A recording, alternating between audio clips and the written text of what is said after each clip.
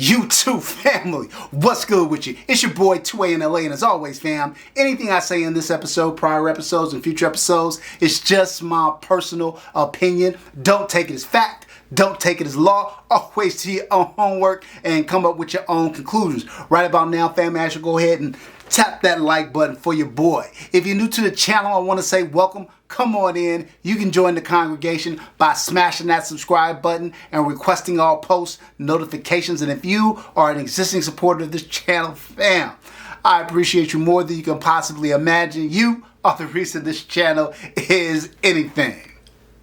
All right, fam, let's get into this episode. So we're going to roll out and do a review on the Fusion Firearms XP Pro. If you haven't seen my initial impressions of this video, make sure you go back and check that out. But to kind of summarize them, I was looking for a project gun. I was looking for a gun that I could take and elevate it to another level. And I was very excited about it. Was kind of between this, the Romulus, and the 2311 Match X.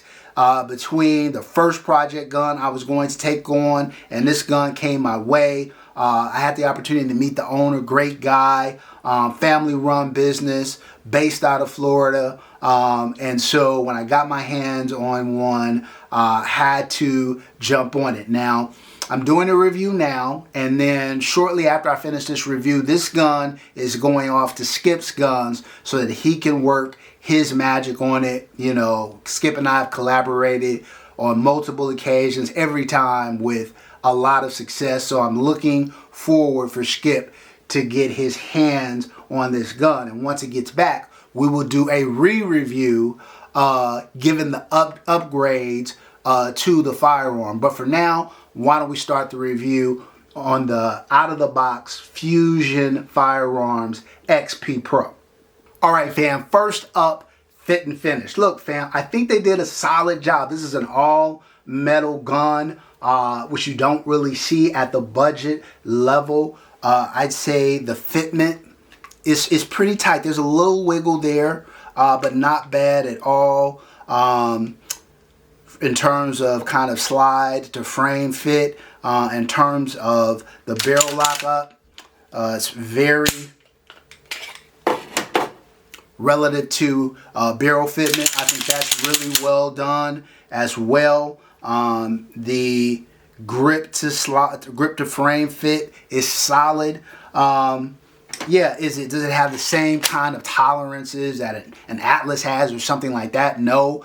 But for a gun at this price point, I think the fit and finish is pretty well done. It has a Tenifer coating, which I think there's a Tenifer coating and then they go back and Cerakote afterwards. I think that's the process, if I remember correctly. So they do a little bit more than a standard Cerakote job here, which I also like. So for fit and finish, we're going to give this gun 12 out of a possible 15. All right, fam, next up, reliability. I put around 1,000 rounds through the gun, no muss, no fuss, really didn't have any issues relative to reliability. Fed, I ran some 115 grain through it, some 124 grain through it. Full metal jacket, I ran a couple of defensive, a mag full of defensive rounds through it as well. Handled all of it like a champ. For reliability, it's going to earn good marks with a 13 out of a possible 15. All right, fam, next up, durability. I like what they did. Like I said, the finish is not DLC coated or PVD coated, but the fact that they use a Tenifer finish, supporting the Cerakote, the fact that it's an all-metal gun, well constructed. I think if you take care of it, it is going to take care of you. For durability, I'm going to give it a 13 out of a possible 15. All right, fam, next up, trigger. So look, fam, the gun has the trigger has very little take up. Just a little bit, clear definable wall. Crisp, clean break. Reset. Short reset. Yeah, fam. I think that they did a good job on the trigger. It's pulling probably right around 3 to 3.5 pounds I think it's a good trigger. I think it's a solid trigger. So we're going to go ahead and we're going to give it an 11 out of a possible 15 points. All right, fam. Next up, accuracy. So the gun features a 4-inch bull barrel. I found the gun to be very accurate, fam. I stood maybe about 10 yards, 5 yards, 10 yards, 15, 25 yards. I found, the groupings open up as I moved out. That has more to do with me than the gun itself. I felt like it was accurate. I felt like for a 4-inch gun, it was relatively flat and relatively easy to control. Easy to keep the dot, relatively easy to keep the dot in the window. I think it's solid.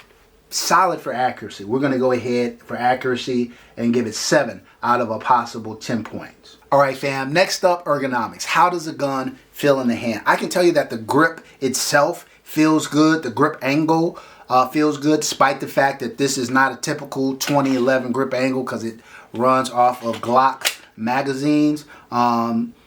I thought the ergonomics were good. Now, a lot of people have complained though about this extended slide stop, and the fact that it bites, and it does. Depending on how your grip is, it will bite down, and it can be very painful if you don't kind of come like underneath the thumb safety and like over the top of the slide. Then I think you're going to have a problem. If you're just the kind of person that kind of clamps down, yeah, this could be a little problematic for you depending on your grip. And so I know they're planning on addressing this. They've been very good and very adaptive to when customers bring up issues. So I think you're going to see that addressed. But for now, ergonomics, we're going to give it a 7 out of a possible 10.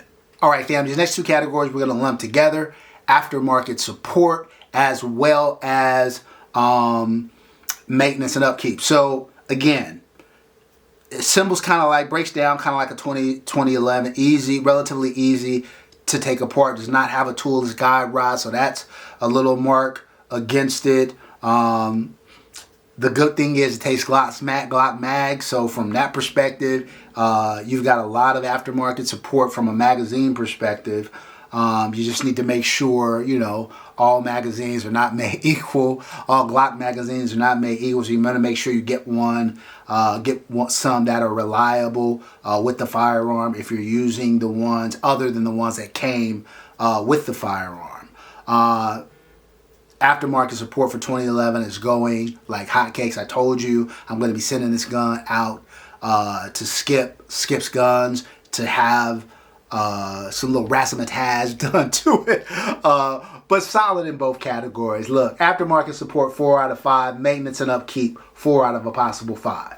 All right, fam. Next up, affordability. Now look, this is normally the point in my videos where I hang my head down in shame and disappointment because the price of the gun is so exorbitant that I know most people wouldn't even consider it, right? But in this particular case, I can hold my head up high because for $1,200, I think the gun is fighting well above its fighting weight, and I'm going to give affordability a 4 out of a possible 5.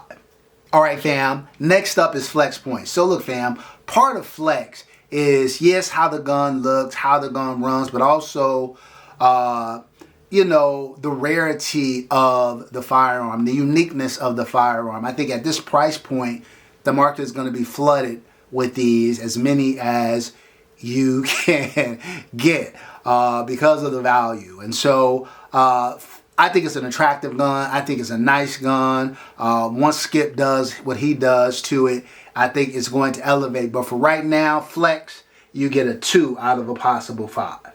All right, fam. If you add all of that up, you get a very, very respectable 77 out of a possible 100. So if I had something to compare it to, for example, if you guys have seen my Sig Sauer X5 Legion, out of the box, that gun scored a 72, and with the improvements that I did to it, and I'll put a picture up there On that gun, I did a recoil reduction. I upgraded the trigger. We Cerakoted it. We really did that gun up. And we did that. It also scored a 77 out of a possible 100. I think my X5 Legion and this gun are very comparable in terms of the quality. I would say that the machining on this gun is better. I would say that the trigger on this gun is better.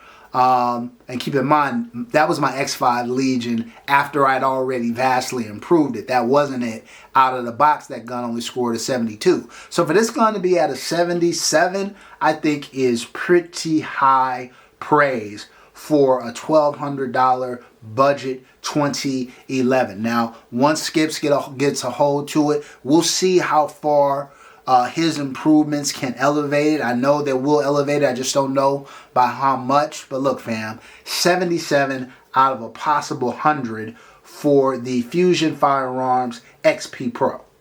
All right, fam, that's it for this episode. Until next time, as always, take care of one another and peace.